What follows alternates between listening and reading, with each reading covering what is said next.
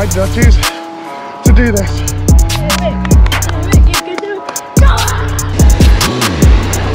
Oh, how the hell does he climb that quickly? That's ridiculous.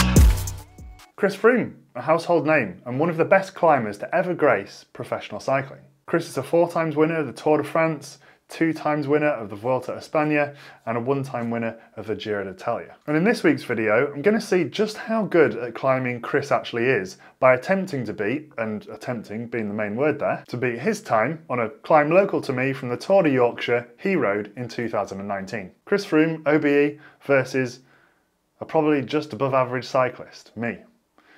This isn't going to end well, is it? I'm Jonny, a coach and personal trainer who in the last few years has found a passion for training on 2 wheels. Join me as I document my journey to become a stronger cyclist, whilst hopefully sharing some of my coaching knowledge to help you too. See you on the road. Okay, so before we head out to the climb, let's go through the plan. I've just found the final climb from the final stage of the Tour de Yorkshire 2019 on Strava. And as you can see, Chris's time is right here in at number 2. As you can see here from the graph of the stage, it's right at the end of the stage. It's called the Côte d'Otley-Chevin and it's graded at 9.9% and it's 1.6 kilometers long.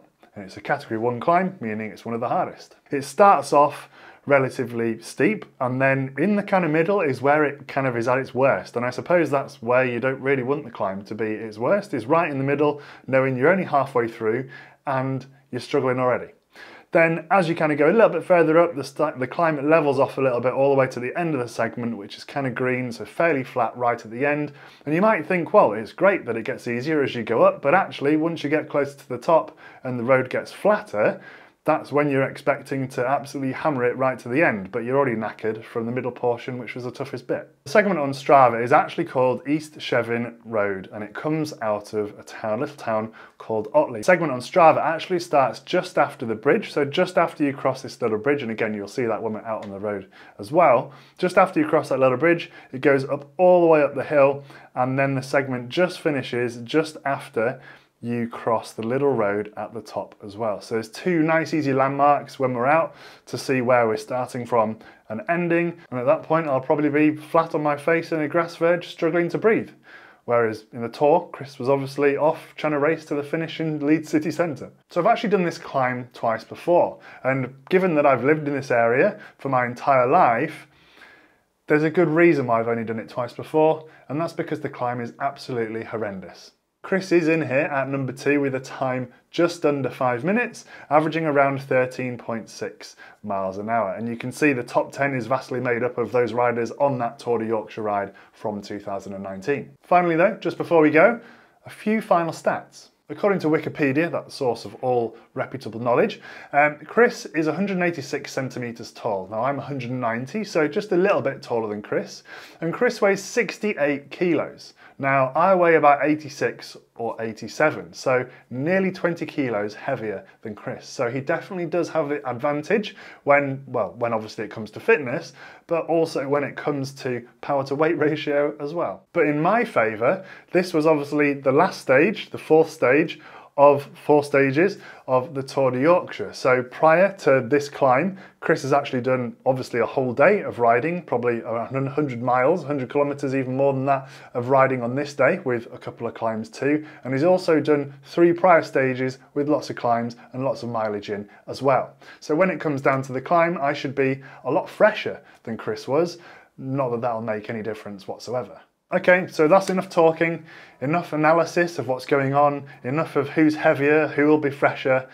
I'm going to stop putting it off, I'm going to get ready, and I'm going to head out there. So I'll see you out there while I'm warming up before we hit the climb.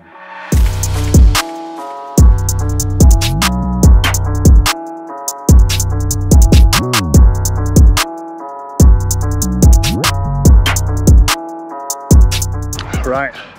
We are here, done about 55 minutes to warm up, just hitting the top of Otley, gonna drop in and then gotta climb up out the other side against Chris. Just bought 1 bottle with me today to try and save as much weight as I possibly can. Every little helps, as they say. But I'm gonna have a gel, gonna head down into Otley, and I'll catch you on the climb. Gonna strap you to my chest. I'll throw up all my power, my heart rate, all that good stuff while I head up the hill. And remember, as you watch me struggle, Chris maintained 13.6 miles an hour up the hill.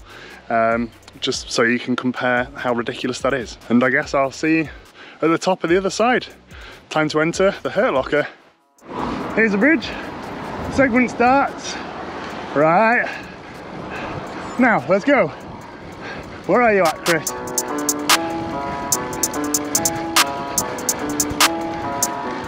Oh, this is ridiculous already. Oh my God.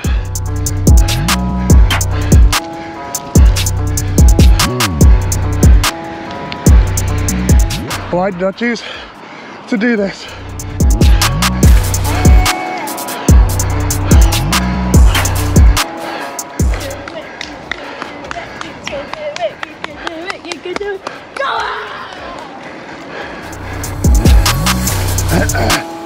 Oh, it's almost like Tour De Yorkshire.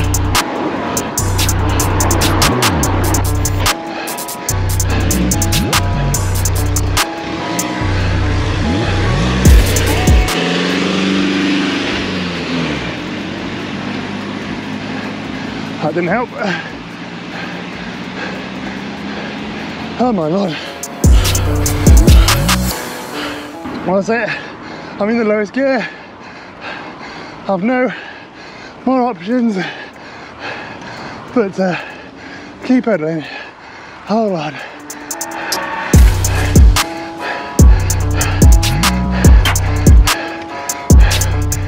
Oh, can I sit down?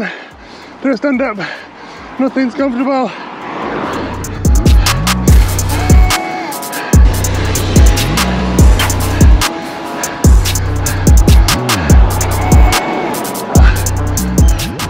It's flattening off. Now I need to push to the end, but I'm gone.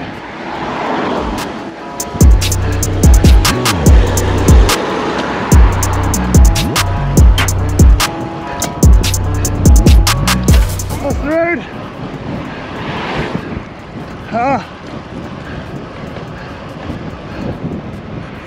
Oh my Lord. Oh damn. That's it. How the hell does he climb that quickly? That's ridiculous. It's so hard when it flattens out at the top. So the legs were gone, but I know I needed to push to the end.